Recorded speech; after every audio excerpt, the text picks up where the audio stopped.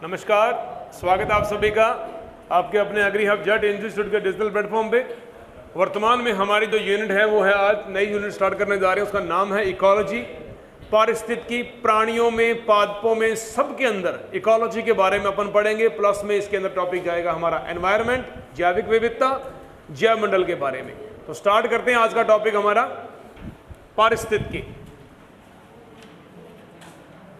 देखिए आप ध्यानपूर्वक, वैसे इसके नोट्स रेडी हैं, आपको मिल जाएंगे, लेकिन आज का जो इतना जो मैटर जो है आपने कॉपी में लिखना है। कारण क्योंकि इसके जो क्वेश्चंस होंगे शुरुआत के अंदर बहुत सारे हैं, वो आपको पेपर में उसमें ऐड कर लेना। पारिस्थितिकी तंत्र के बारे में पढ़ रहे हैं। पारिस्थितिकी तंत्र का मतलब होता है किसी जीव, किसी पादप के आसपास का एरिया। मैं खड़ा हूं तो मेरे इस आसपास के जो एरिया जो है, इसको मैं क्या बोलूंगा, ये मेरी पारिस्थितिकी है। यहाँ की समस्त स्थितियां, अवस्थाएं मेरे अनुकूल हैं। ठीक है बेटा। पारिस्थितिकी तंत्र, इकोलॉजी ऑफ एंड एनवायरनमेंट, ये आज की हमारी यूनिट है। स्टार्ट करते हैं। सबसे पहले इकोलॉजी। इकोलॉजी को क्या बोलेंगे अपन? ECOLOGY, ecology. इकोलॉजी को अपने संधि विच्छेद करेंगे तो अपने को क्या प्राप्त होगा? आइकोस प्लस लॉगस। आइकोस प्लस लॉगस। आइकोस का मतलब आवासीय है। किसका आवास? जिस जीव की इकोलॉजी पढ़ रहे हो, जिस पौधे की इकोलॉजी पढ़ रहे हो, जिस व्यक्ति की इकोलॉजी पढ़ रहे हो, उसको अपने क्या बोलेंगे? उसका आवास, उसके आसपास का आवास, जहां वो अपनी दैनिक क्रियाविधियां संपन्न कर रहा है, जहां वो अपने समस्त क्रियाकलाप संपन्न कर रहा है, उसको अपन क्या बोलेंगे? आइकोस। लॉगस का मतलब क्या होता है? लॉगस का मतलब होता है अध्ययन करना। तो अपन क्या बोलेंगे? इकोलॉजी जो है, जो पारिस्थितिकी है, वो एक प्रकार से किसका अध्ययन है? अपन बोलेंगे आवासीय अध्ययन है। कैसा अध्ययन है बेटा? ये आवासीय अध्ययन है। और आवास किसका? किसी पेड़ का, किसी पौधे का, किसी जीव का, जंतु का, प्राणी का, निम्न से निम्न और उच्चतम से उच्चतम लेवल में पेड़ पौधे, जीव जंतुओं का आवास का अध्ययन करना क्या कहलाता है? इकोलॉजी कहलाता है। इकोलॉजी शब्द के बारे में पूछा जाए तो ये कैसा शब्द है? ये बोलेंगे यूनानी अथवा ग्रीक भाषा का शब्द है। क्या बोलेंगे? ग्रीक भाषा का शब्द है। ये लो बेटा, ये एक प्रकार का ग्रीक वर्ड है। प्रश्न आता है इकोलॉजी का अर्थ है, आप क्या बोलोगे? आइकोस प्लस लॉगस। आवासीय अध्ययन, जीव विज्ञान की वह शाखा, जीव विज्ञान की वह शाखा जिसमें किसी पेड़, पादप, जीव जंतु के आवास का, चारों ओर के आवास का अध्ययन क्या कहलाता है? पारिस्थितिकी या इकोलॉजी कहलाता है। सुन लीजिएगा, परिभाषा लिखिएगा। ये आगे चलता हूं मैं। शब्द कैसा है? ये यूनानी है। कौन सी भाषा का? ग्रीक शब्द का। इस शब्द का, इकोलॉजी शब्द का गठन किसने किया था? Ernst Haeckel. इंपॉर्टेंट है, अर्नेस्ट हीकल बोलेंगे।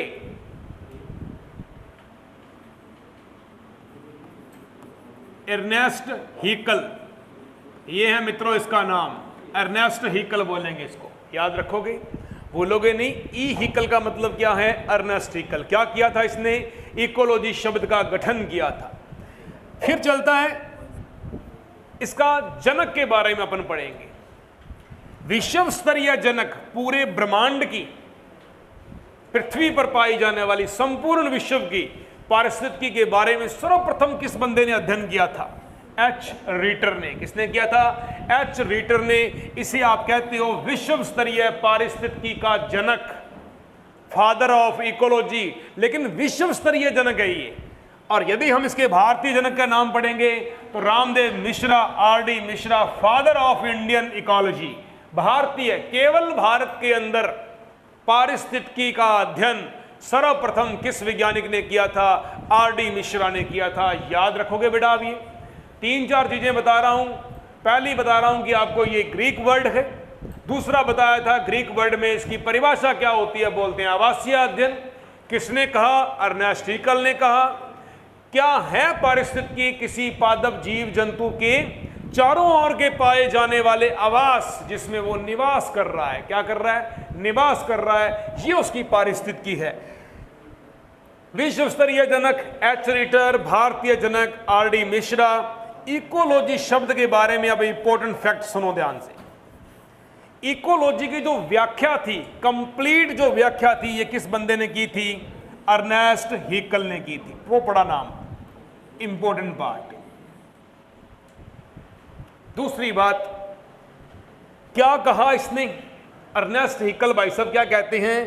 किसी जीव का उसके आसपास के वातावरण के साथ पाया जाने वाला सहसंबंध। सहसंबंध का मतलब जब हम किसी भी पथ की ओर जाते हैं, जो जो चीजें आपके अनुकूल प्रतिकूल जैसी भी हैं, जिस वायुमंडल में जा रहे हो, जहां आपको सांस आ रही है, जहां आप CO2 का त्याग कर रहे हो, जिन जिन सूक्ष्म जीवों के साथ में आप कोरिलेट कर रहे हो, उनके साथ में हमारा संबंध जो है ना, वो क्या कहलाता है? इकोलॉजी, पारिस्थितिकी कहलाता है। प्रथम पेज के ऊपर बताए गए 4 से 5 क्वेश्चनों में किसी बच्चे को आपत्ति है तो दर्ज कर सकता है। चलो नेक्स्ट पेज के ऊपर चलता हूं। नेक्स्ट देखें, सेकंड वैज्ञानिक आया बेटा हमारे पास में, ऑडम। इनका पूरा नाम क्या था? इनका नाम था E.P. ऑडम। ये नाम था बेटा इनका, लिख लेना, E.P. ऑडम। ये पीछे बातें क्यों हो रही है पहले ये बताओ, कोई परेशानी है क्या? है? मैं पूछूं कुछ क्वेश्चन फिर बता दोगे? चलती क्लास के अंदर डिस्टर्ब नहीं करना चाहिए, सियाने बना करो थोड़ा बड़ा। E.P. ऑडम ने क्या किया? प्रकृति की संरचनात्मक कार्यों का अध्ययन किया। ये लो, प्रकृति के अंदर पारिस्थितिकी के से संबंधित जितने भी संरचनात्मक और कार्यात्मक वर्क थे, उनका अध्ययन किसने किया बेटा? E.P. ऑडम ने। तो E.P. ऑडम के लिए क्वेश्चन क्या आएगा? पारिस्थितिकी की संरचना के बारे में और उसके कार्यों के बारे में विवेचना सबसे पहले किसने की थी? किसने की थी बेटा? ये लो, सर्वप्रथम इनकी विवेचना करने वाला कौन था? E.P. ऑडम। याद रखोगे बेटा, ये आया हुआ है क्वेश्चन। पर समस्त ब्रह्मांड में जीव विज्ञान की पूरी शाखा के अंदर, जिसमें किसी भी प्रकार की इकोलॉजी, किसी जीव की, पेड़ पौधे की इकोलॉजी की संरचना कैसी है? सरल है या जटिल है? कार्य कैसे हैं इसके? नियमित हैं, दैनिक हैं, अनियमित हैं, रेगुलर हैं, इर्रेगुलर हैं? इनके बारे में अध्ययन किया और विवेचना किसने की थी बेटा? E.P. ऑडम ने। ये काम इसका है। अगला बात चलती है, पारिस्थितिकी तंत्र। पहले क्या पढ़ी हमने? इकोलॉजी। अब क्या पढ़ रहे हो? इकोसिस्टम। क्या पढ़ रहे हो बेटा? इकोसिस्टम। ये पढ़ा इकोसिस्टम। पारिस्थितिकी को कहा जाता है इकोलॉजी, पारिस्थितिकी तंत्र को कहा जाता है इकोसिस्टम। इकोसिस्टम का नाम या शब्द का प्रतिपादन या खोजकर्ता कौन था? A.G. टेंसले। कौन था बेटा? A.G. टेंसले। इन्होंने परितंत्र या पारिस्थितिकी तंत्र, इकोसिस्टम को सबसे पहले लॉन्च किया। इकोसिस्टम शब्द सर्वप्रथम किसके द्वारा दिया गया? A.G. टेंसले। इकोसिस्टम का गठन किस वैज्ञानिक ने किया? A.G. टेंसले। पारिस्थितिकी तंत्र का सर्वप्रथम गठन किसने किया? A.G. टेंसले। A.G. टेंसले ने क्या बताया कि पारिस्थितिकी तंत्र स्थायी भी हो सकता है, स्टेबल भी हो सकता है, नॉन स्टेबल भी हो सकता है, अस्थायी भी हो सकता है, स्वनियंत्रित होता है। क्या होता है ये? सुनो कैसे। पहली बात, पारिस्थितिकी तंत्र स्थायी है। दूसरी बात, पारिस्थितिकी तंत्र अस्थायी है।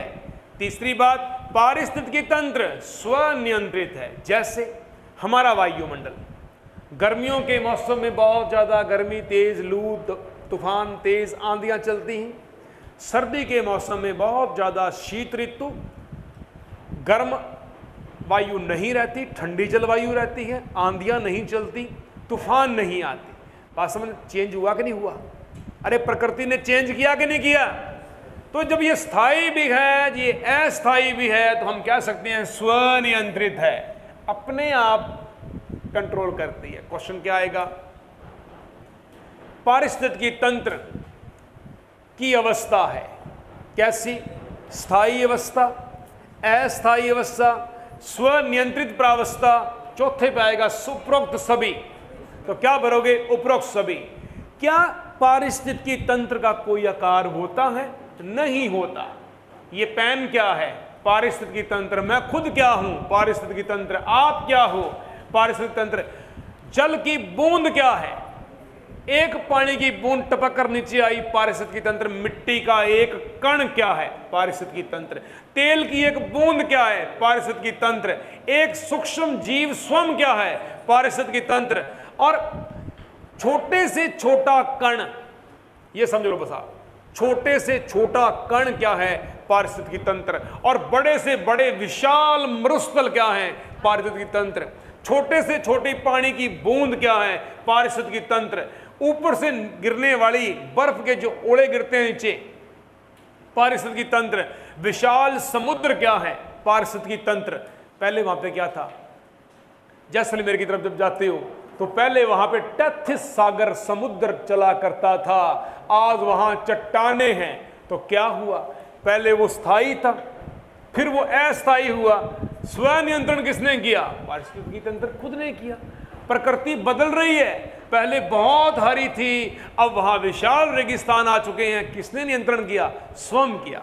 तो ये पारिस्थितिकी तंत्र स्थायी भी हो सकता है, अस्थायी हो सकता है। सीधी सी बात कहो कि ये स्वनियंत्रण, सेल्फ कंट्रोल्ड होता है, इसको कोई नियंत्रित नहीं कर सकता।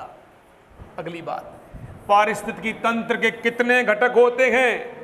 2 घटक। कौन कौन से घटक?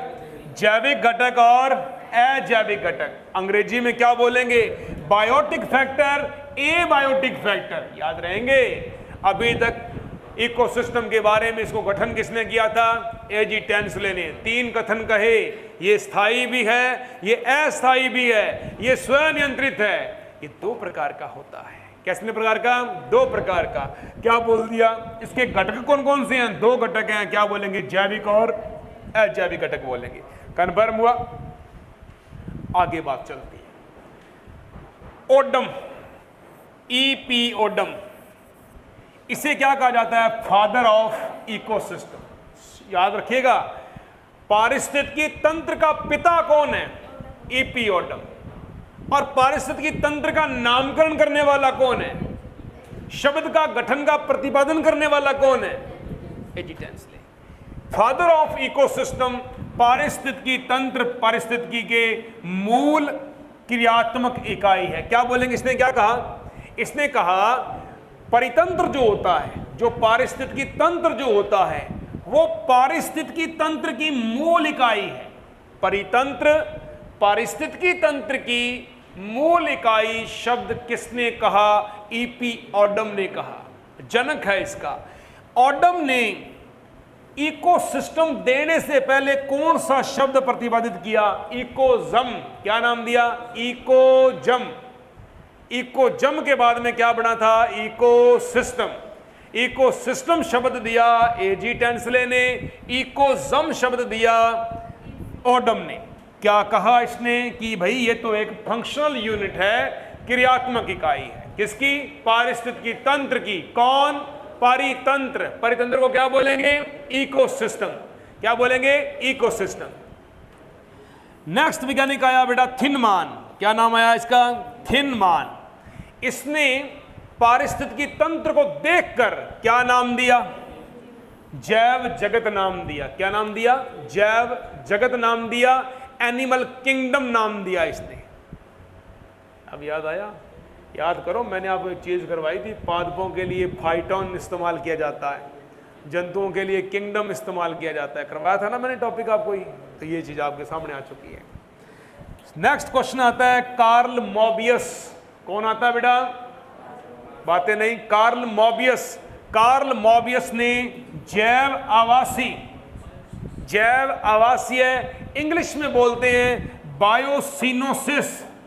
बायोसिनोसिस परितंत्र की अवधारणा प्रस्तुत की।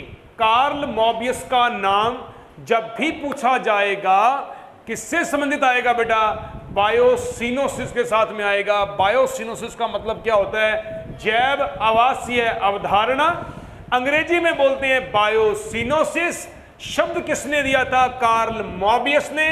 कार्ल मॉबियस ने जैव आवास, अकेला एक जीव नहीं है, एक से ज्यादा जीव हैं, तो जैव आवास को क्या कहा? समुदाय नाम दिया। क्या नाम दिया? समुदाय नाम दिया। आप कहां पे रहते हो? अकेले रहते हो या समुदाय में रहते हो? आप समुदाय में रहते हो, तो हम समुदाय में रहते हैं। तो कार्ल मॉबियस ने बायोसिनोसिस अवधारणा किसके द्वारा दी गई थी? कार्ल मॉबियस के द्वारा। अति महत्वपूर्ण क्वेश्चन है, यह पेपर के अंदर अक्सर पूछी गई है। 2 से 3 बार यह प्रश्न जो है जेट के अंदर रिपीट हो चुका है। नेक्स्ट पेज पे चलूं।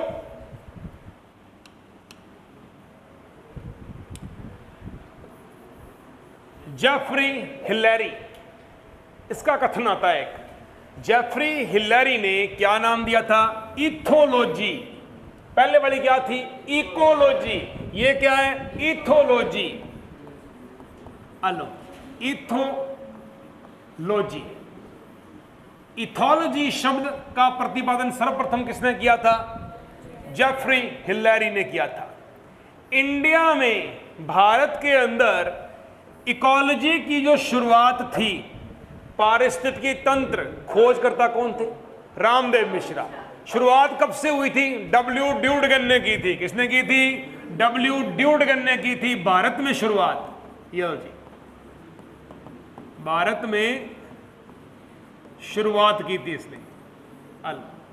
डब्ल्यू ड्यूडगन के नाम से जानते हैं इसको। इंडिया में पारिस्थितिकी की शुरुआत करने वाले कौन थे?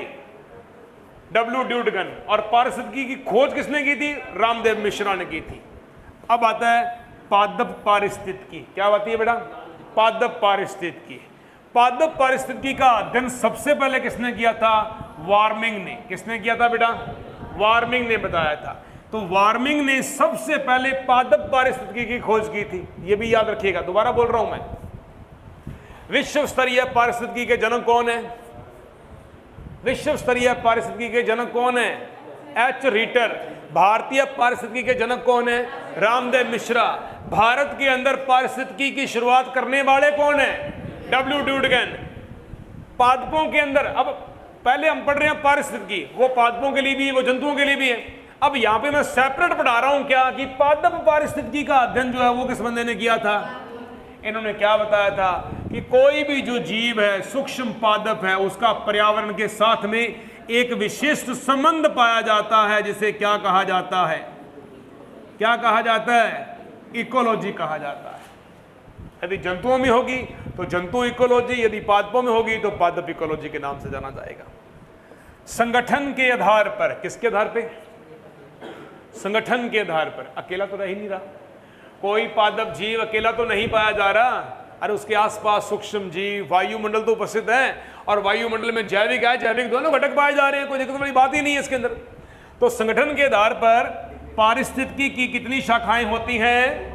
कितनी शाखाएं होती हैं? 2 होती हैं। तो इकोलॉजी की 2 शाखाएं पढ़ रहे हो, अब ध्यान पूर्वक समझिएगा। याद, इसको नाम दिया गया है स्व पारिस्थितिकी। क्या नाम दिया गया है? स्व, अपने आप।